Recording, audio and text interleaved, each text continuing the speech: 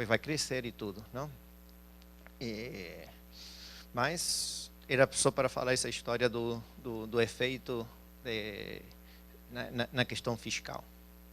E aqui tem as dívidas consequência do déficit, não?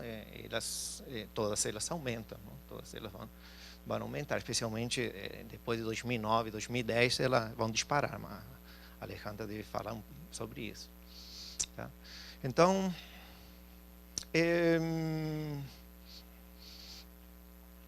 bom, então aqui só palavrinhas do que eu já falei, não? Ou seja que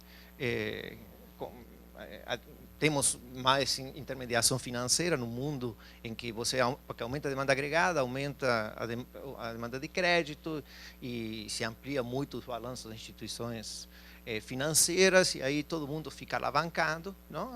É uma história Minsky, não? Aqui é a história bem de Minsky, não? Só que quando chega o momento Minsky, não? O momento da crise, nos pega tudo no contrapé. Esse que é o problema, não? Eu pensava de um jeito, agora está. É claro que, então, isso, por exemplo, que criou grandes problemas para os bancos, não? Ou seja, os bancos europeus que ficaram quase todos eles insolventes. Um minuto. Bom, eu peguei este último slide do relatório de estabilidade financeira do Fundo Monetário, que saiu agora. Tá? Mas, basicamente, o que eu queria mostrar, está tudo poluído, mas os prêmios de risco, não? Como é que o prêmio de risco da Espanha e da Itália, não? Como esta linha que está aqui pontilhada, não? Outro não, só a linha que está aqui pontilhada, como que eles caíram na época do 2008. Não? Ou seja, isto por trás desta queda nos rendimentos, não? Esses são rendimentos, está o boom do preço dos ativos, não? Porque tem uma relação inversa entre preço dos ativos e rendimentos. Tá? Então, aqui isto pode ter o formato provavelmente de alguma bolha, não? Porque o preço dos ativos estão subindo assim, disparando. Tá? Tá? Então, conclusão, você estava num mundo em que os PIGs tinham esses desequilíbrios, não? Tinha um desequilíbrio fiscal que não sabíamos, mas que vai aparecer. Tinha um desequilíbrio no balanço dos bancos por causa da forte expansão do crédito. Então, temos esses desequilíbrios fiscais e bancários, tá? Que depois a gente a administração disso se torna complicado. Tá? Então, a conclusão isso aqui foi o que o Mundell falou em 62. Não? Ou seja, isso não vou ganhar o Nobel por isso, porque alguém já ganhou o Nobel por isso. Não? Então, países com ciclo econômico não sincronizado não podem participar de uma União Europeia. Não?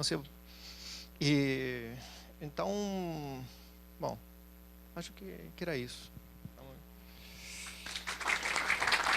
Então, eu vou complementar, espero com poder, né, satisfazer as expectativas de complementar a exposição do Antônio em relação à gestão mais recente, né, da crise.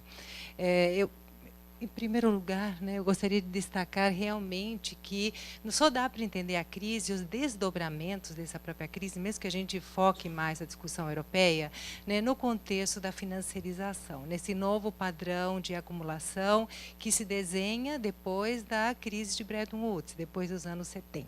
Né? Nos anos 70, nós estamos, né, criando as bases, né, de um novo padrão de acumulação de capital, no qual, né, assim, essa dimensão financeira, nessa lógica financeira da acumulação, passa, né, no nosso entender, a dominar o ciclo econômico. Né? Então, esse ciclo de produto, né, esse ciclo de demanda, ele passa a realmente ter uma determinação financeira. Né? Isso é importante, por quê? Porque, na verdade, eu acho que parte da crise, né, internacional e da crise europeia só pode ser entendida, né, tomando essa questão como ponto de partida. Então, nós falamos de uma nova configuração da riqueza, né, essa riqueza onde o peso, né, do financeiro, das decisões rápidas, do curto-prazismo, passa realmente a ter, inclusive, um impacto na configuração da própria sociedade. Particularmente, né, quando a gente fala,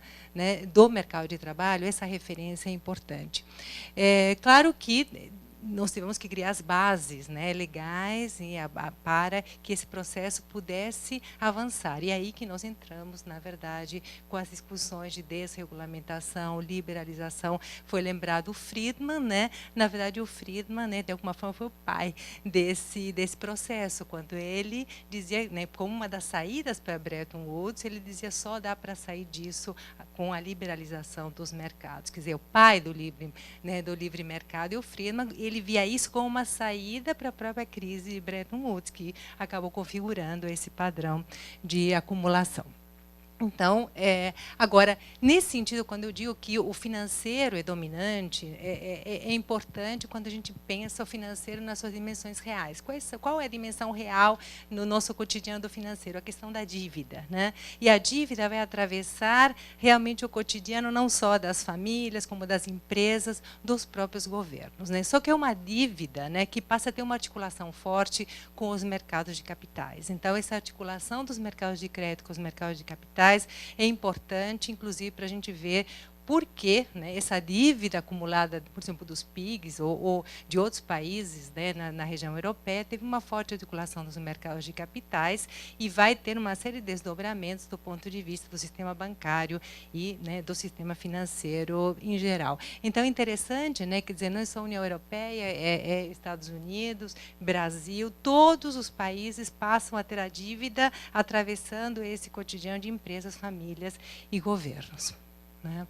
Agora, hoje, né, quando a gente pensa o panorama econômico global hoje, a gente vê realmente que não é só essa discussão da heterogeneidade de trajetórias, é uma marca da economia global, né? Então, a gente vai vendo projeções de inflação, projeções de PIB, projeções de produção industrial, né, que é muito interessante, porque tanto a gente fala em financiarização, mas cada vez mais é importante a produção industrial. Mas nós estamos vendo realmente uma dinâmica, né, bastante heterogênea no mundo em relação a essa questão. Agora, do ponto de vista das tendências de crescimento, claro que nós estamos num período histórico, né, do capitalismo, das tendências de crescimento dos países, né,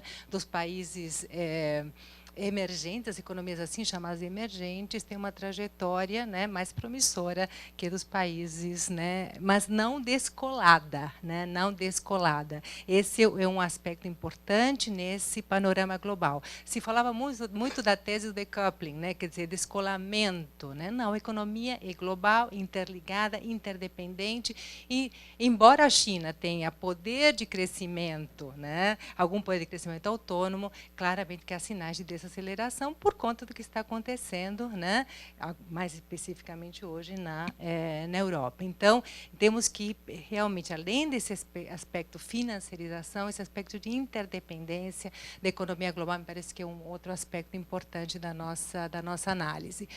Hoje, na Europa, realmente ameaça na zona do euro, ameaça de recessão, mas no período, né, desde a crise, como foi falado, a região apresenta muita volatilidade. Então, a volatilidade, a incerteza, né, é outra marca desse processo histórico que nós estamos vivendo hoje.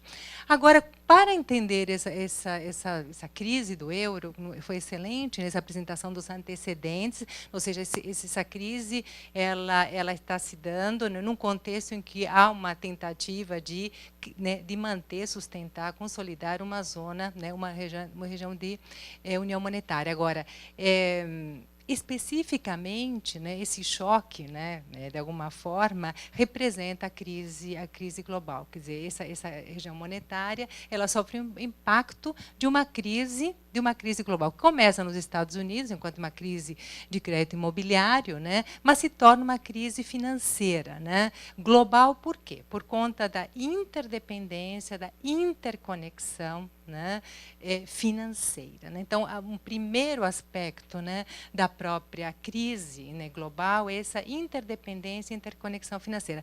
Se fala muito, né, se falava muito no seguinte: os bancos, né, tem que ser, os bancos insolventes, temos que segurar os bancos. Por quê? Porque, na verdade, eles criam muitas externalidades na economia.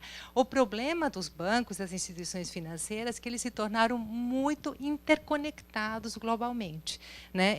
O próprio mercado de capitais é interconectado globalmente. Então, depois, né, da crise do Lehman Brothers, o que aconteceu? Realmente veio o impacto, né, forte, com problemas de liquidez, em problemas de insolvência. Agora, o interessante que foi no Reino Unido, na Alemanha, na Bélgica, Holanda, França, né, e, né, também na Espanha. É claro que não foram todos os países europeus que tiveram um primeiro impacto forte do ponto de vista financeiro. Agora, como se trata de uma zona do euro, claro que o que ia acontecer nos diferentes países ia acabar impactando na confiança, né, na confiança do ponto de vista do quê? Do ponto de vista da liquidez, da solvabilidade, não só dos próprios bancos, como também dos estados que saíram na frente para, né, segurar a própria crise. Então, claro que depois desse primeiro impacto, né, sobre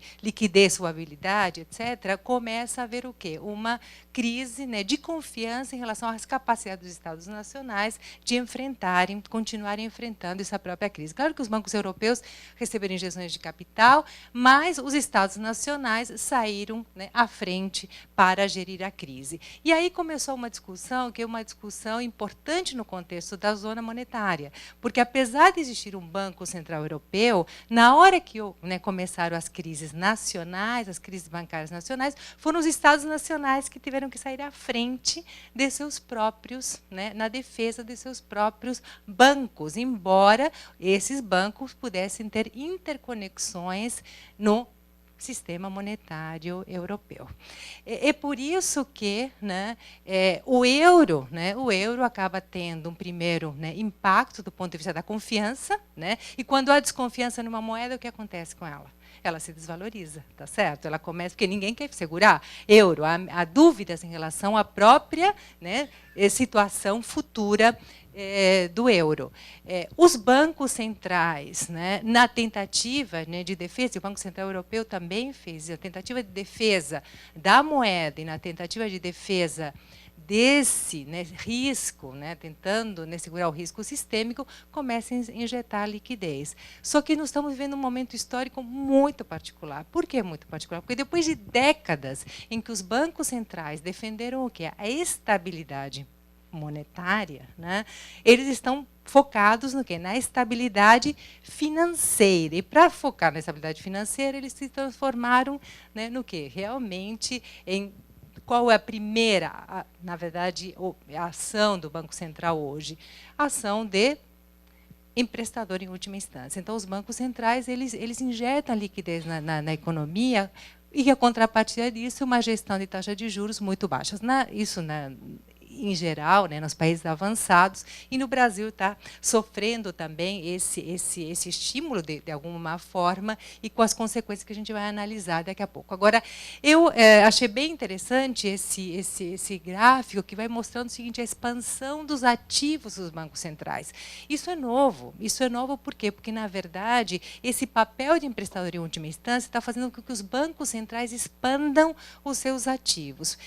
De várias maneiras, né? Vocês já devem ter ouvido falar no quantitative easing, né, dos Estados Unidos, mas vários outros bancos centrais estão fazendo isso. Quer dizer, compram títulos, né, para quê? Para ampliar a liquidez dos mercados. Outra operação, qual é? De troca de títulos. Trocam títulos mais longos por títulos mais curtos que possam vir a ter melhor negociação no mercado. Ou injetam, né, simplesmente dinheiro no capital dos bancos. Todas essas operações acabam impactando nos ativos dos bancos centrais.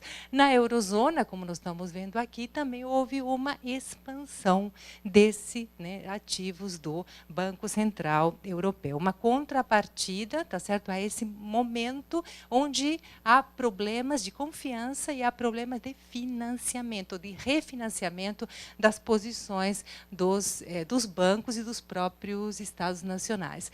Os empréstimos do Banco Central Europeu, né, aumentaram, né? Aumentaram para o sistema bancário. Por quê? Porque o sistema bancário, ele, em muitos países, né? Não é só ele, mas em muitos países, ele é comprador, é investidor em títulos da dívida soberana, né? Então, passa a haver o que? Uma relação entre as ações do Banco Central Europeu, o portfólio dos bancos e as necessidades de financiamento dos Estados nacionais. É por isso que a gente, né, acaba estabelecendo um vínculo forte, no caso da crise europeia, entre dívida soberana e crise bancária, né? Acaba estabelecendo e essa questão é mediada, na verdade, pela negociação de títulos no mercado, que, como, né, o Antônio estava dizendo, já havia uma tendência a aumentar, né, o quê?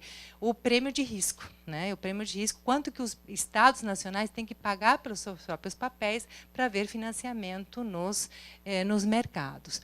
Então, quando a gente diz que o epicentro da crise internacional sai dos Estados Unidos e vai para a Europa, na Europa, especificamente na zona do euro, a gente tem que dizer que há uma inter-relação forte entre a crise soberana, esses estados que saem para gerir a crise, alguns deles já tinham problemas de dívida, né, mas ampliam esse endividamento, precisam do mercado para refinanciar posições, precisam dos bancos também para refinanciar as suas próprias posições. Mas, quando os estados fazem isso, eles acabam impactando o quê? A própria dinâmica